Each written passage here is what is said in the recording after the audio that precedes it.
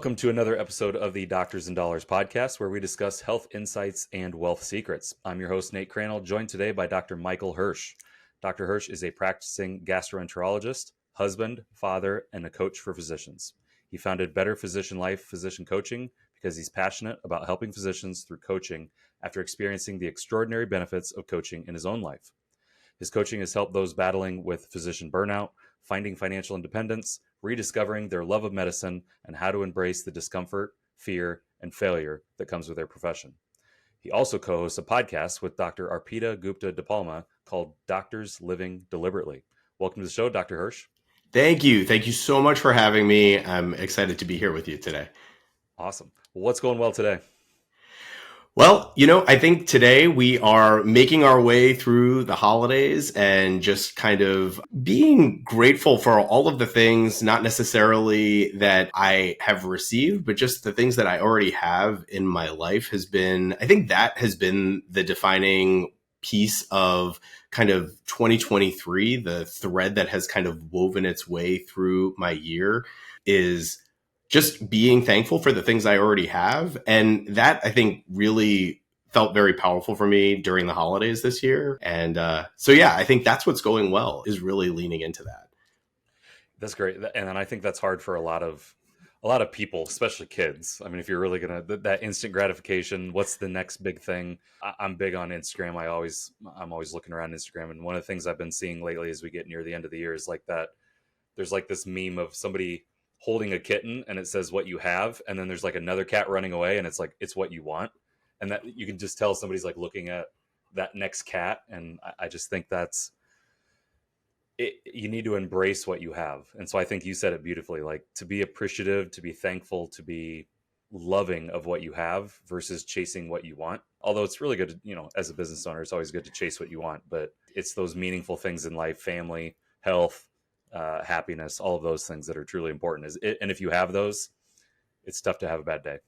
Yeah, I think you highlight an incredible point here, right? Which it's always good to have dreams and set goals, right? I think being grateful for what you have and setting goals, those are not mutually exclusive, right? You can be grateful for what you have and still goal setting. And I think this is a thing that comes up a lot for doctors, right? So what you were just alluding to is what a lot of people will call the arrival fallacy, right? Which is always looking towards the next thing, always setting a goal, thinking that when you achieve that goal, you'll finally be happy. So you're holding your kitten and you're looking at the cat that you really want to have, obviously just for example purposes. And so you start chasing that thing, thinking that you're finally going to be happy when you have it.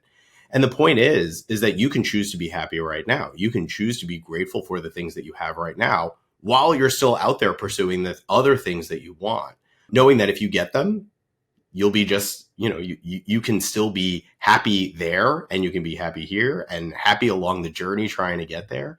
And it's such an important point. I think we as doctors, we always have that carrot dangled in front of us. Like, oh, you just have to get through college. You just have to get into medical school and then you'll be happy. And then you just have to get into the right residency and then you'll be happy. And then you just have to graduate and find the right job and you'll be happy. And I think what a lot of your audience as physicians will recognize is that the happiness continually eludes you, right? You get to that point, you get to be the attending and you're like, okay, I've made it. And then you're like, oh, wait, that's it. And so you're always kind of looking for the next thing and you can be happy the whole time. It's kind of a double-edged sword, right? It teaches physicians a great practice or a great discipline to be able to set goals, right? You said it. It's get through undergrad, get into medical school, find the great residency. There's always goals to push for, which is great. It builds up that muscle of setting goals and then achieving them. But then there's the double-edged sword of like, once you've gotten to that point, then there's the fast-paced lifestyle of being a physician. There's the higher income that comes with it and the lifestyle and all those things. And so then you always just feel like you're chasing. Yes. 100%.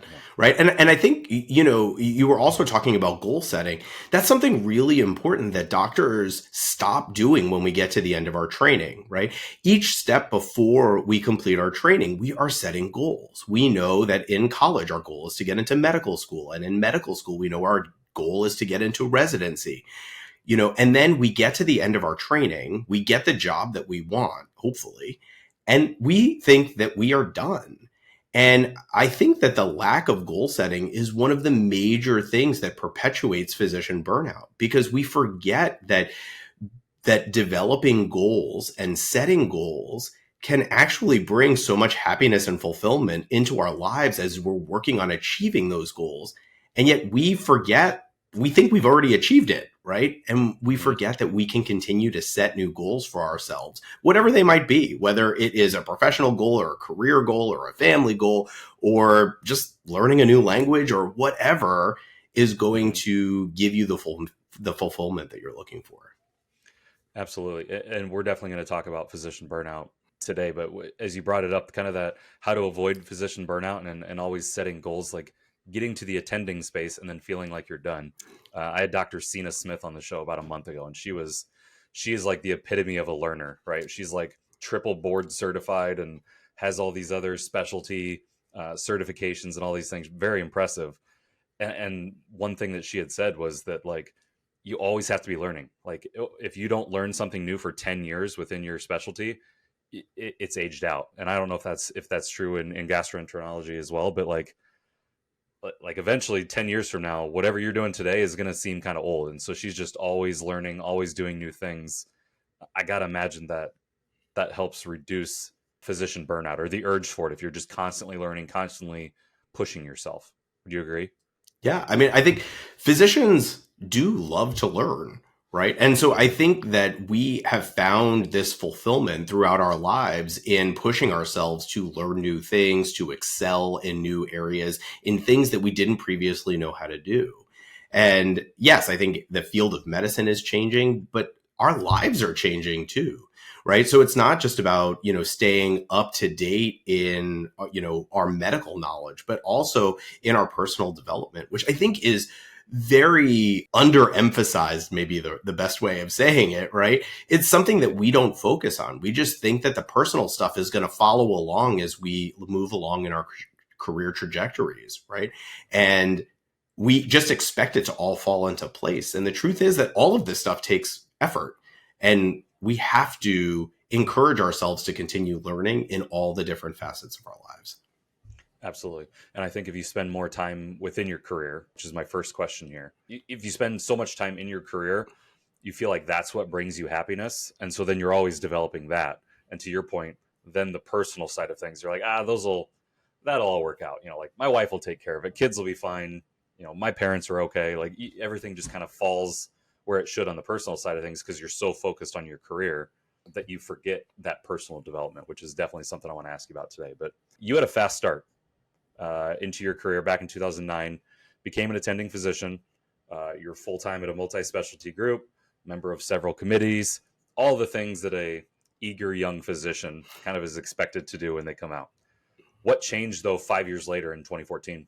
Yeah. So, like you said, hit the ground running, kind of a small multi specialty group, and did all of the things a young physician is supposed to do. Joined all the committees, engaged in all the things, started my family, got my house. These are literally all the things that as we set out from our training, we aim to do. And I would say about, 8 to 10 years into that, I just started looking around and thinking, like, is this it?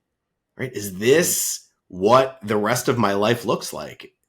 And, I remember being an intern 20 years ago and watching the white haired physicians kind of hobble down the steps at grand rounds, trying to, as we were just talking about, stay on top of their medical knowledge so that they could continue to grow and develop and provide the best care to their patients. And I guess I just started to wonder, is this what I'm setting myself up for? And I looked at the very long wait list of patients trying to get in sooner, and kind of like the overriding concept of you just need to keep seeing one more patient every day to promote the betterment of the group. And it all just started to take its toll. And then add to that kind of a prolonged medical malpractice suit that kind of just seemed to drag on longer than I wanted it to. And then COVID and all of these things really, really started to impact me and my fulfillment and my enjoyment at work. And, this is kind of when physician coaching entered the picture for me. And I was tremendously skeptical of this. This was not something that I saw and I was like, oh, yes, this is the answer to all of my problems. But instead, I was like, I don't know what else to do at this point. Like, this is, Michael Hersh, this is your life, right? I don't know how many people remember that game show, right? But it was about trying to figure out, okay, this is what you have created. And what are you going to do now? How are you going to keep going? Yeah. Talk about some of those darker times. So you had your daughter, I believe, in 2014, son in 2017. Everything's kind of looming over. It's a malpractice suit that's just kind of dragging along. Tell me about some of the successes that you tried to find. But as you're trying to balance work and life, you're still trying to stay involved within your practice. Like, what were some of the successes that kind of kept you going? And then what were some of those like darker times when you're like, man, to your point, this is your life. Like, is this my life? Yeah. So, for me, one of the things that I found was the financial independence, retirement early movement, right? So I started realizing, okay, I'm not going to be able to do this forever. So I just need to get out. And so I just need to put my head down and I need to work so much harder so that I can save as much money as possible and just get out. And I would not call this, I think in some ways, this was a success for me because I think it encouraged me to lean more into an understanding of my personal finances. I think before doing this, I kind of wasn't really paying attention. I was saving and I was doing what I thought were the right things, but I don't really think I had a good understanding of what I was trying to build. And I think in that sense, it was a success because I learned a lot in that process. And I think on the downside, it just precipitated the burnout that I was already experiencing, right? I think the more I was leaning into the discomfort of work without really addressing what the underlying issues were, the more I was forcing myself into kind of a burnout spiral where I was just not dealing well with all of the things that were happening. And I had I had tried to incorporate, I'd always been a big gym goer. So I kind of was managing a lot of this with just going to the gym. And, what turned out as, kind of a something that I enjoyed and that made me feel better almost started to also turn into a bit of an obsession. I would go for these like marathon workout sessions where I would feel great at the end of my workout. And then all the other stuff would slowly creep back in. And so it was a good thing that I was doing with the exercise, but I wasn't managing the rest of my life well. And so it was kind of almost in a lot of ways a distraction rather than, being what I wanted it to be, which was for the ultimate goal of fitness. Which is good and bad, right? Like it's a good, obviously you're improving your overall health and things like that, but it can be kind of an escape. The distraction's a good word, but I like escape in the sense of like, you don't have to think about anything else. And you put yourself physically somewhere else where you don't have to worry about all the other things that are looming in your life and bringing those other kind of darker thoughts in. And so I always, as a gym person as well, I always think of it as like, that's like my anger release. Like if there's going to be some form of anger management without seeing a professional, it's just like it's your way to get that rage out and to, I guess, kind of bring you back to square one, if that makes sense. Right. And yes, and if you don't have the underlying skills underneath it, the anger and the rage and the frustration, it all, you walk out of the gym doors and it all is just right there waiting for you. Yeah, man, that's tough. When do you think you felt, because physician burnout, I mean, I haven't been doing this too long, but it's a newer phrase within the professional community, I believe. Not something that, 30 years ago, physicians, I don't think were saying like, man, did you hear about Jeff? He had physician burnout. Like, I just don't think that's was a thing. It is now. When do you feel like that became more popular? And when do you feel like you had that moment where you sat down and you're like, man, is this truly what burnout feels like? The Physicians Financial Summit is coming to Chicago in 2024. Now, the Physicians Financial Summit is probably exactly the opposite of what you think it is. I'm sure you've gotten a free dinner and went to an event where a financial advisor shared a few things and tips and tricks. That's not what this is. You're not going to get a free dinner, unfortunately, and we are not financial advisors. This is going to be an action-packed 2 days where we break down the exact playbook that I used that allowed me to retire at the age of 33 and is going to guarantee that you are prepared and ready for a prosperous retirement. Now, there's way too much info that I can cover in this video, but I will promise you 2 things. 1, this is going to change your life forever. And 2, we are going to make this much simpler than you realize was possible. Just like you break down important and complicated medical stuff for us as patients, we're going to do the same for you. So, if talking about money would make you want to pull your hair out, this is not the event for you. But if you want to see behind the scenes of how the wealthy prepare their financial futures and what you can do to be better prepared financially, then we will see you there in March 2024, Chicago. Yeah. I don't think I have ever used, I think until I kind of got into this space as a physician coach, I'm not even sure I recognized what physician burnout is or was for me, how it was showing up in my life. I think you're right. This wasn't something that was talked about. It has become easier for physicians to speak about now. But the truth is, I think the career that we were promised. Now, remember, I was accepted to medical school 25 years ago. So I was accepted, and in my mind, I had an agreement with this profession about what my career was going to look like. And that is not how my career has taken shape over the last 25 years, because healthcare has changed tremendously. Right? It used to be that there were, it was easy to be a private practice physician. It was easy to finish your training and hang up a shingle and become a private practice entrepreneur. And with the changes in the healthcare landscape over the last 20, 30 years, a lot of those dreams have faded away. And with that, a lot of physician autonomy has gone away. And if we're talking about the kind of the singular thing that I think is one of the bigger kind of pushes towards physician burnout, it is the loss of physician autonomy. It is kind of the changes that we've seen in terms of what it is to be employed and a W-2 employee rather than an entrepreneur, right? Physicians were told for years that we're bad at business, but the truth is the business side of medicine, I think, is what provided so much fulfillment and autonomy for doctors that kept them from feeling burned out. And a lot of that stuff has gone away. Now, there are lots of doctors out there that are looking for ways to recapture their autonomy. And I think that that's phenomenal because we need doctors. We can't have all the doctors running away. And so I think it's great that physician burnout and moral injury and whatever you want to call it has become a part of the conversation, because I think it's essential.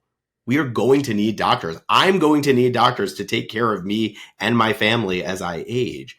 And if we don't start having these important conversations now and talking about solutions, we're all going to be in big trouble. Yeah.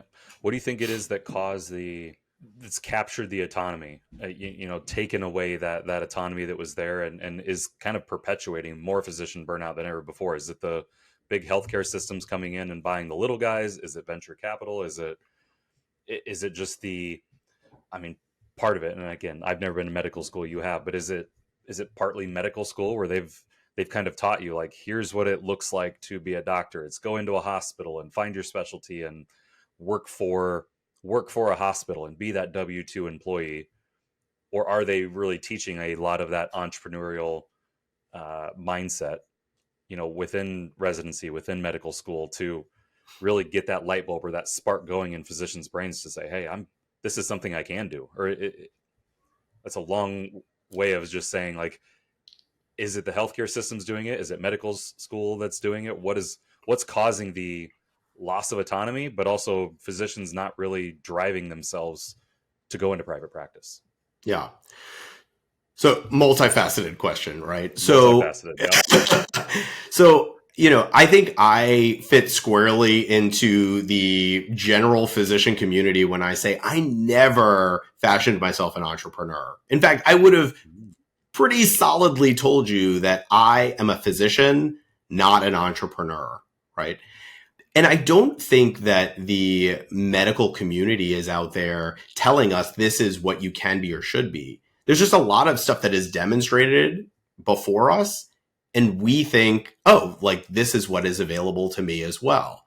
And 25 years ago, what was available to me, what was being demonstrated for me were employed academic physicians working at big hospital systems and private practice doctors.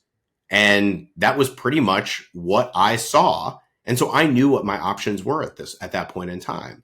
I think what is being demonstrated for us more and more is that physicians are employees of big healthcare systems. And so a lot of doctors coming out of training see this as their main option. They start interviewing big healthcare systems for, jobs that for all intents and purposes look fairly similar. And they're making decisions based on very small nuances of what's being offered. And, in terms of, is there like the quintessential linchpin that changed what physician autonomy looks like? Probably not. I think physicians were kind of clutching onto whatever aspect of autonomy they felt like they could have control over. And whether it was, the job that they chose or changing jobs or being able to treat patients the way that they fundamentally want to treat patients with the medicines that they want to be using, I think, these were all different aspects of what physician autonomy looked like. And as all of those areas kind of simultaneously get eroded, I think that is largely what has happened as physicians say, well, gee, I'm smart. I know how to do a lot of things. And is there something else that I could do that will bring me fulfillment? And that is, I think, a large reason why I got into physician coaching, kind of tying together the two things that we just spoke about, which is that we need doctors to stay in medicine.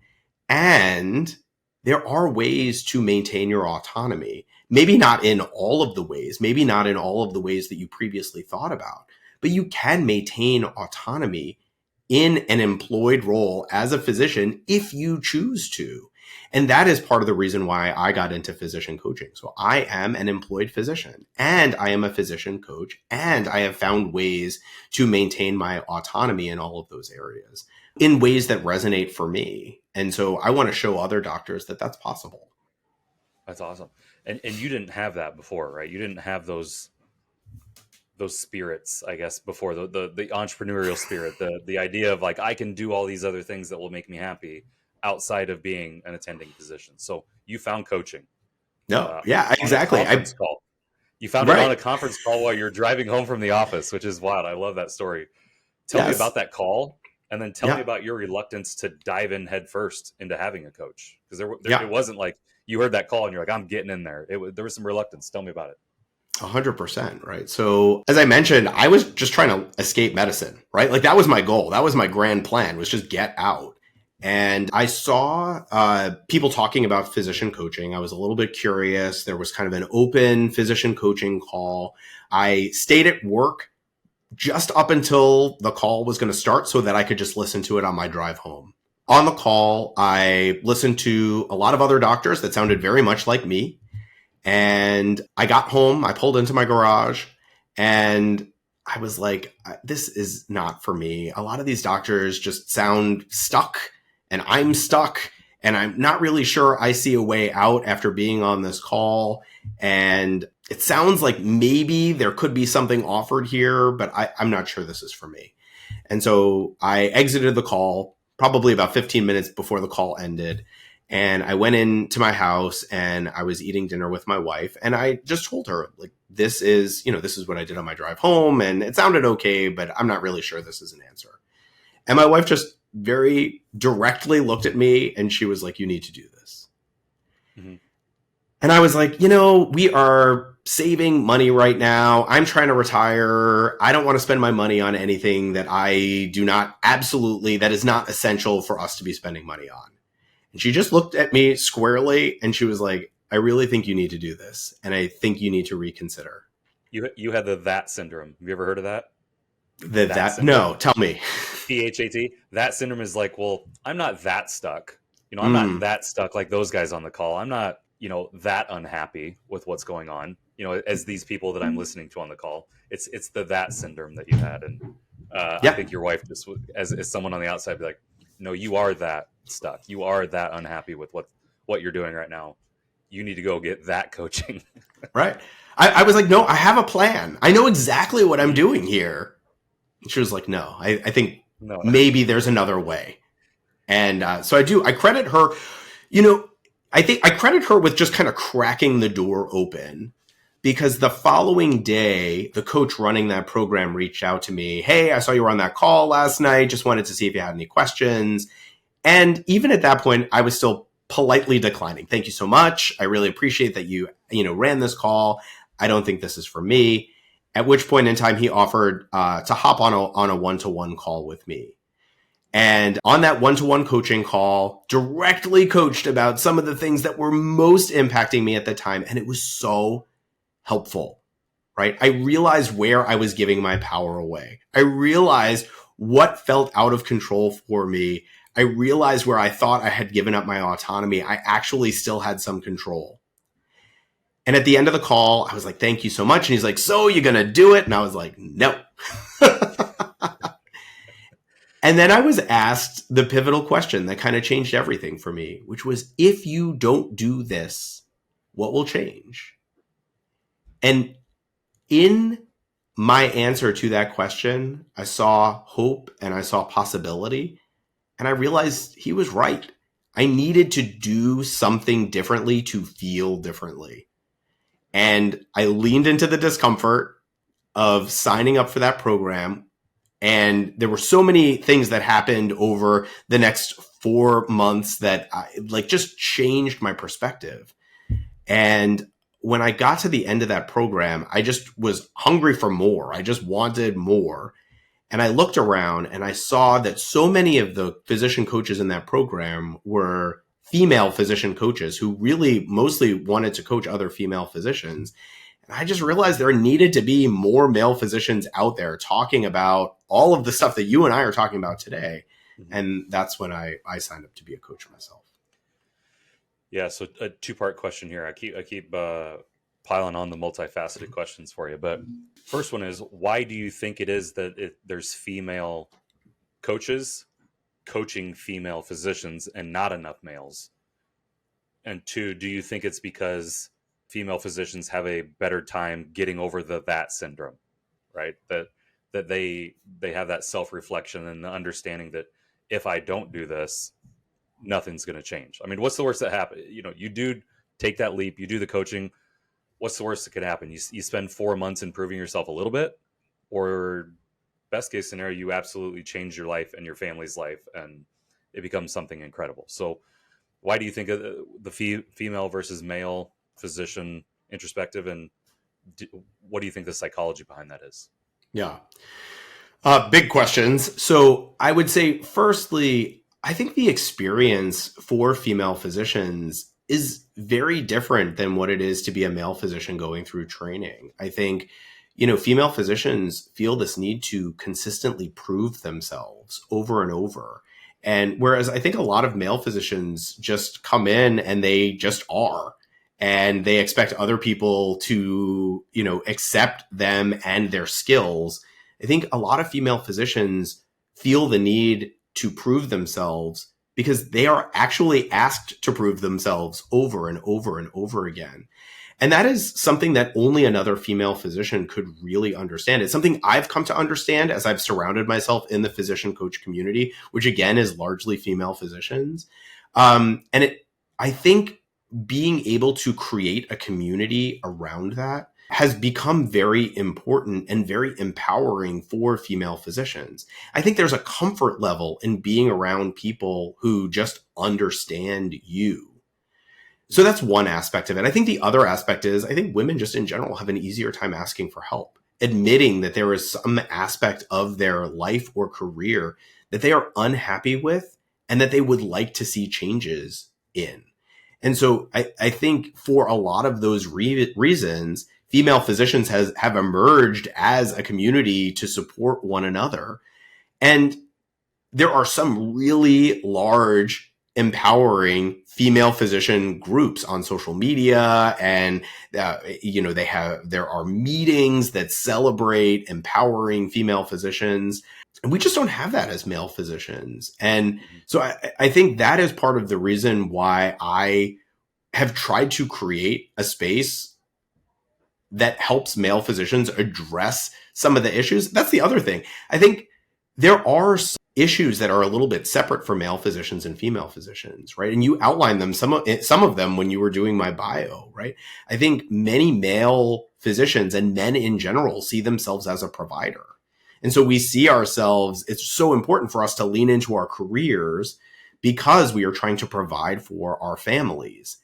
And we kind of, as we focus so much on being the provider, we lose the ability to be present when we are at home with our families because we're so focused on providing.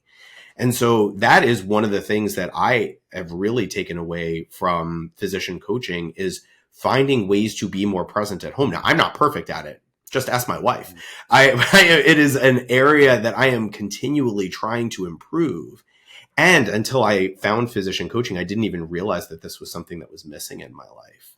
And I think also, male physicians just, trying to force ourselves to be the provider, sometimes lean into work situations that are not ideal for us.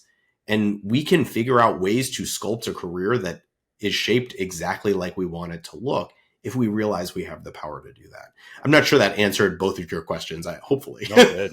No, those are great insights on the differences between men and women, and I think it was very well said, very insightful. My thought then goes to there's the reluctance to even ask for help in males. It's a lot easier for women, but then even if you do ask for help, then there's a reluctance to accept that help, and I think that's even harder for men. I mean, for women to say, "Hey, I'm going to ask someone for help," and then they get it, and then they're like, "Okay, I'm going to be very open," because they're just more they're more understanding in that sense. I think men will be like, "Yeah, sure, I'll ask for help. I'll go get a coach," and then as they're being coached, they're not taking that feedback, or they're not accepting the coaching. Did you feel some of that as you were getting into coaching? Not as a coach, but as you hired a coach, that 4-month program, did you find yourself like, I'm having a hard time opening up to this?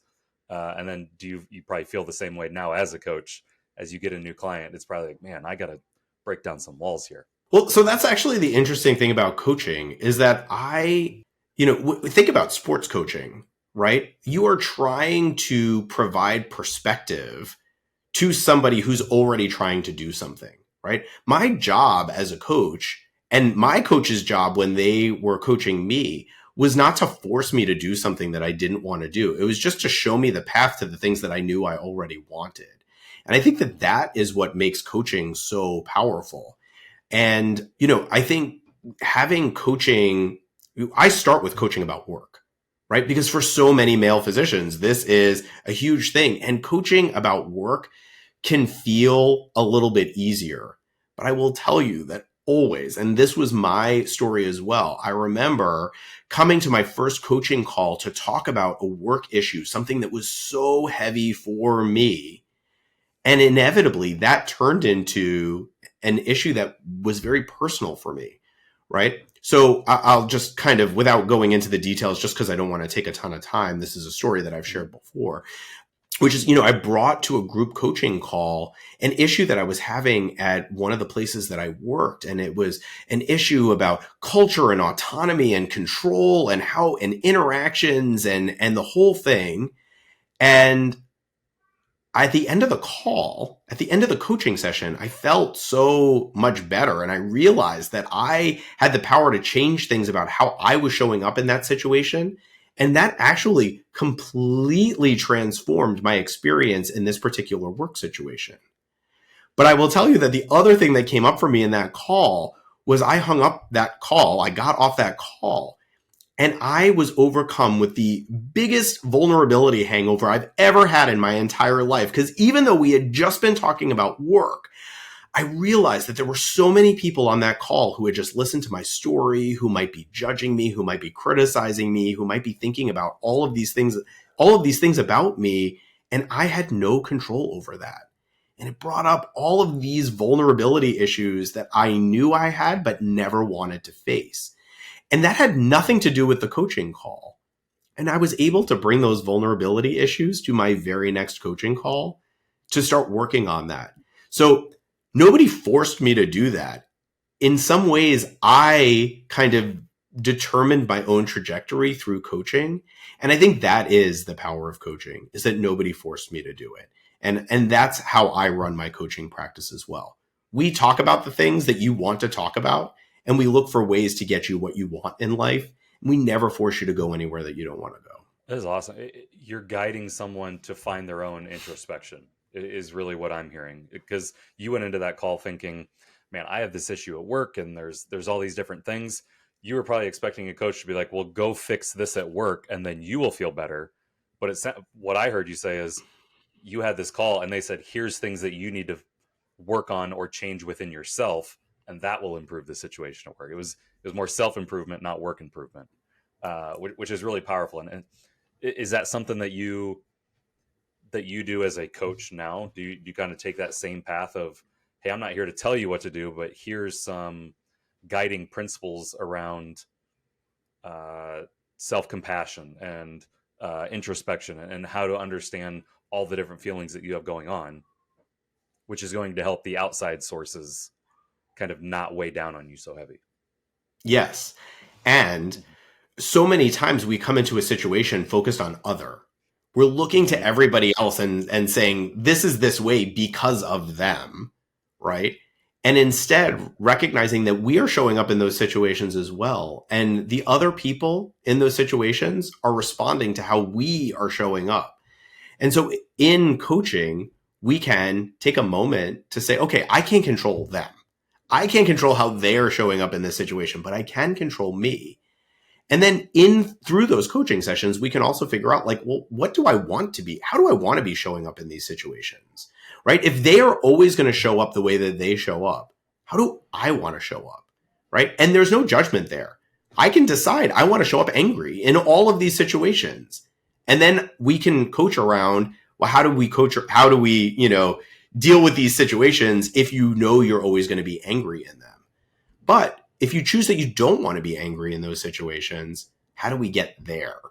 And so it's really all about not just, focusing on how can I be more empowered in these situations, but also what do I want? And coaching, a lot of times we don't spend a lot of time thinking about what do I want? And coaching allows for that. It just gives a little bit of space to something we don't normally think about. Yeah. So as the coachee, who needs to be thinking about what they truly want, how much of your conversations as a coach are career focused? How much are simple human emotion focused? How much are financial focused? Like, what are some of the main pillars that you feel are the most common with your clients? Yes, and to all of it, right? Okay, So that's what I figured. Everybody's different. Some people only want to talk about work, and that's totally fine. There's nothing wrong with that, because I think our lives can get so much better when we talk about work and solve the problems that are burdening us. You brought up feelings, and oh my goodness, feelings is such a huge part of coaching work. And so many men, and male physicians in particular, don't want to talk about feelings until... You don't have feelings, Michael. What are you talking exactly. about? Yes. Right. I mean, I remember when I found coaching, I thought I had 4 feelings. I thought I could be happy, sad, mad, frustrated, and that was pretty much it. Right. And I don't know if you've ever had the opportunity to see a feelings wheel. This is something that I didn't even know existed before coaching. And it is all the feelings on the spectrum that any human being can feel. And what I have learned is that literally everything you want in life is because of how you think you're going to feel when you get it. So we cannot escape feelings in our lives. Everything that we do is because of how we think it's going to make us feel. And when we can take the stress of not feeling things off of ourselves and just say, look, if I'm going to feel something, if I'm going to have to feel something all day, every day, why not be in more control and actually choose the things that I want to feel and be at the cause of my feelings, not at the effect of my feelings. And that has been, it's so empowering to realize, like, I can choose how I want to feel. I can choose to feel sad and then be happy for that. And sometimes you do just want to feel sad. Yeah. And it can be really powerful to be a physician and to be able to choose your feelings. Because I feel like as a physician, especially as a male physician, you are kind of born into and taught you need to compress your feelings, because as a physician you need to use logic in every decision that you're doing. Don't make decisions based on emotions, especially in your professional career. And then that obviously bleeds over into the personal side of things. And so to have a physician who does uncompress, I don't even know if that's the word, your feelings, to be able to feel the empathy, to be able to feel the sadness or the elation that can come with everything that you do, personal and professional side. I think that makes a pretty powerful physician, if you ask me.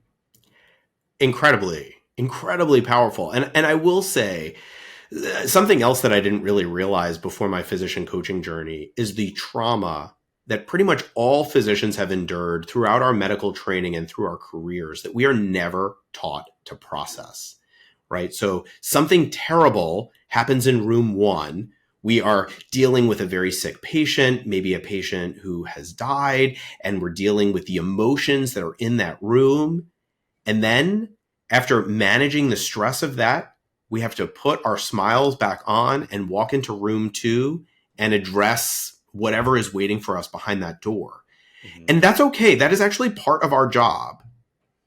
And we're never taught to go back and process what happened in room one, right? So it's okay, in the stress of, say, the emergency room, to move straight from room one to room two because people need our ongoing care. So long as at some point you go back and look at what happened in room one and allow yourself to feel all the feelings of what just happened for you. And it's so powerful to be able to go back and just look at it for what it was and accept it for what it was and not judge ourselves for what happened in that room, so that we can show up to work the following day and do it all over again. And the problem is, if you skip the processing of what happened in room one, it starts to compound all of the things that we were talking about at the beginning of the call with the burnout and moral injury and all the other things that are kind of hiding underneath the surface and make us want to escape. Yeah, that's incredible. I can't even imagine the room one to room two scenario that you just described. My business partner, Mike Neubauer, wrote a really powerful article called Behind the Smile about physicians. He was in a really bad accident a few years ago and has gone to several, physical therapy and doctor's appointments since then. And just one of those realization things of like, man, these physicians put on a brave face, but like they're dealing with me. And then I know they got to go to the next room where something way worse could be happening. And how do they do it? And just us on the patient side of things, we just see physicians as kind of like superheroes, right? We're just like, you guys are fine. You guys are rock solid concrete. Like, what, you don't need feelings and you don't have any type of emotion or anything like that. You guys are, steady and calm, but you're also human beings too. And I think that gets lost within the patient community, that physicians are humans too. And you guys do have all those different things. Honestly, you're going to feel emotions even more powerful if you have to deal with the room one to room two scenario. Those are powerful feelings, to then just suppress those and then not actually reflect on it later and I guess wash it away. I get it. And so you brought up a phrase a second ago, moral injury. What does that mean to you? How is that different than physician burnout? Is that the same? Talk to me about moral injury. Yeah, so I think these two phrases are, I'll say, controversial. Not every physician accepts the definitions of physician burnout or moral injury, or thinks that these are issues. And so I accept that. I accept all opinions on what physicians are experiencing.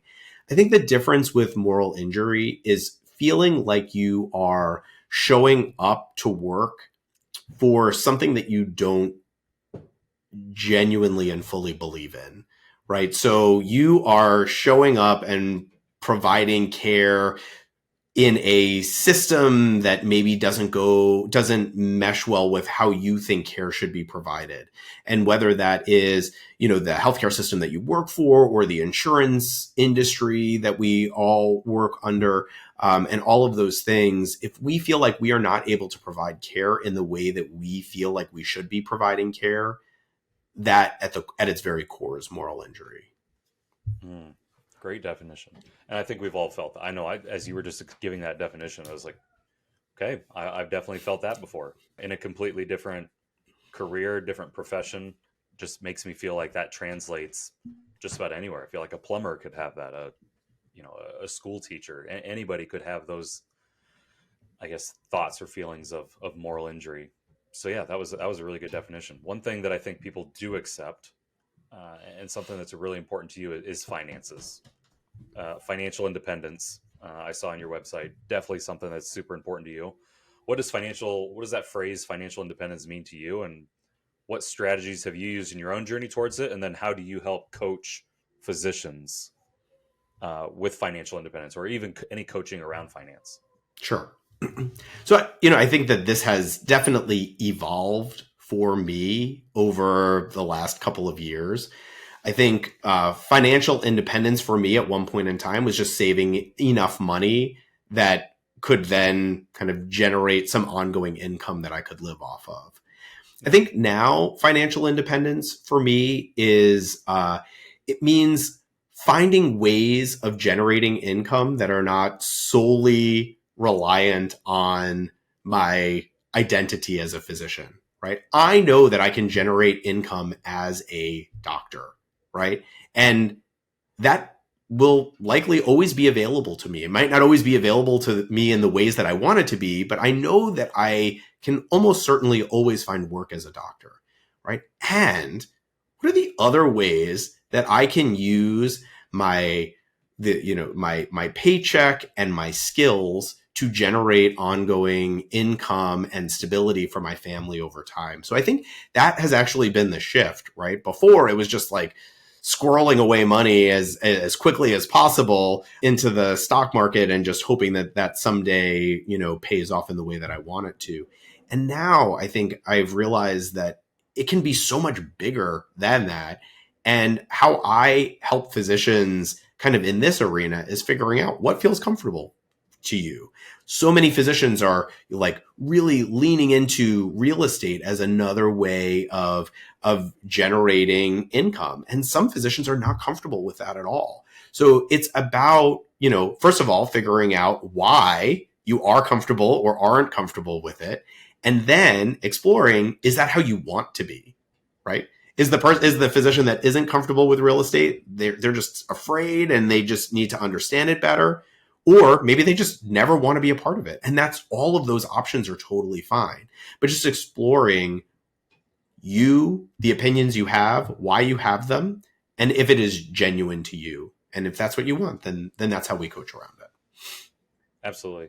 Yeah. I mean, as someone who's in real estate every single day and understanding how that works, I mean, also as a former financial advisor and helping people with the stock market things, right? Yeah. I think both are important. They both carry their purposes, but really it comes down to, it's the theory of the whole. When somebody buys something, they don't want what it does, they want what it will give them. And so like people don't buy a drill because they like the torque and they like the shiny drill bit. They want a hole in their wall, right? That's the outcome they want. And so I think for you to sit down and be able to talk to people and say, what are your goals? What's that hole in the wall that you're truly getting towards? And then what is the tool or the vehicle that we can use to get you there? For some people, maybe it is the stock market, and they're just looking to, reduce risk and find ways to be more diversified within a single portfolio. But then there's the other people who are like, yeah, I want passive income that allows me to buy back some of my time, so I don't have to spend all my time being a physician and earning that paycheck. I want to have other income sources outside of that you said it perfectly, that don't rely on my skills as a physician to generate income. And so if generating passive income is something that's important to someone, okay, stock market is typically not the tool that you're going to want to use. Here's the other different avenues that we could go down. And if somebody says, okay, real estate makes me uncomfortable, and uncovering what that is, there's plenty of other places that you can generate passive income that's not real estate. And so I think that's really powerful, a powerful position for you to be in as a coach, but even a more powerful position as someone being coached to say, hey, I'm going to tell you what my hole in the wall is, like what my outcome, my desired outcome is. You coach me and help me find those paths that get me to that hole. 100%. I think you used the correct term, the term that I was searching for, which is diversification, right? And so many physicians are not diversified because we are we use our physician identity as our sole way of generating income and wealth, and figuring out what does diversification really look like for us, and how do we use the skills that we already have to amplify that. So Mm-hmm. Yeah, there's not a lot of business coaching, business acumen, finance taught in medical school or residency or anything along the way. And so the kind of notion is that a lot of physicians don't have a lot of financial literacy, just because the path that they took from a career perspective, that's not really something that's super important. When did you find that as something that was interesting to you? I know you talked about it earlier, as far as it felt like just turning a small pile of money into a big pile of money, and that was truly, financial independence, or creating a net worth. But what got you interested in finance, and then how do you translate that over into your coaching to yeah, help physicians who maybe that's not a passion of theirs at the moment, but it could be? I think my story there is very similar to a lot of physicians. So I had turned a lot of my knowledge over to someone else and found myself in kind of these insurance products that maybe weren't in my best interest. And it was right after the birth of my son. I actually had a conversation with one of my very good friends from residency. And she and I were just kind of chatting about the different things that we were doing. And I feel so blessed to have friends like this in my life who took me, who was very stubborn and resistant to what she was trying to tell me about the things that I was doing, and didn't allow my stubbornness to get in her way of trying to just provide me just a little bit of education about something I didn't want to know about. And I got off this phone call, and I guess again, same as we were talking about earlier, it just kind of cracked a door a little bit open to realize maybe she was right. Immediately after that, so this would have been around 2017. I was That's just when going to ask. Yeah, you nailed it. I was When right. It did this was happen? right after the birth of my son, because I was essentially being sold insurance products for my children. And in her questioning, gently, empathic questioning about what I was doing, I started doing some research, and I stumbled on blogs, and I found all of this information she had given me. She's like, don't take my word for it. Here's some really reputable places to find some more information on these things. And I think it just blew the lid off of something that I had been trying to really stifle and not spend a lot of time, effort, and energy learning about. And it just made me recognize, like, no, you need to know these things. If you really want to provide for your family, it starts by educating yourself on finances. And, there are lots of people who swear by those insurance products, and that's fine. Again, from what I do in my personal life to what I coach physicians around, it's really what resonates for them. And for me, I was not making the right choices in my financial life. And luckily, I was able to find it early enough in my career that I was able to pivot completely and switch all of those things around. And it really transformed my own financial life. And so my goal in coaching physicians around finances is, again, to make sure that they are appropriately educated in the things that they are doing, help them find the resources that they are looking for, and make sure that they're just aligning their ultimate goals with how they're showing up today. If people are wanting to find you, just in listening to you today, and they say, "Hey, man, I would love to sit down with Michael and just have a conversation, understand how this coaching works. Is it something for me?" Kind of see if they overcome that reluctance like you had with that first call. Where can they find you? How can people connect with you? Absolutely. Thank you so much. So my website is betterphysicianlife.com. On the website, there's access. I've got some blogs, a podcast that you mentioned earlier, Doctors Living Deliberately, tons of free information there. I have some freebies on the website about actually some of the stuff we talked about today, some information about the arrival fallacy, and it's all for free. It's all free. I'm also pretty active on LinkedIn, so you can find me there, Michael Hersh, MD. And also on Facebook and Instagram, Better Physician Life. And I'd love to connect with people. And if you have any questions, please don't hesitate. I'm happy to answer. That's awesome. What is next for Dr. Michael Hersh and Better Physician Life Coaching in 2024? Yeah, so I think just leaning into more of the same. I've been really working on kind of, for me, this has been a journey. Just like I coach other physicians on, I have a coach. And so, we have been trying to figure out what are the best ways for me to tell people about what I'm doing. So trying to get more comfortable with doing some video content, which has always been a little bit of a struggle, watching myself, listening to myself, and leaning into the discomfort of all of that. So hopefully gonna try some more of that in 2024, and just make sure that these messages are being portrayed in a way that people need and want to hear them. That's awesome. Well, Michael, you're a heck of a guy. I've really enjoyed our conversation today. Wishing you the best in 2024 as you continue to grow and prosper in life. Wishing you nothing but the best, and I hope we bump into each other soon.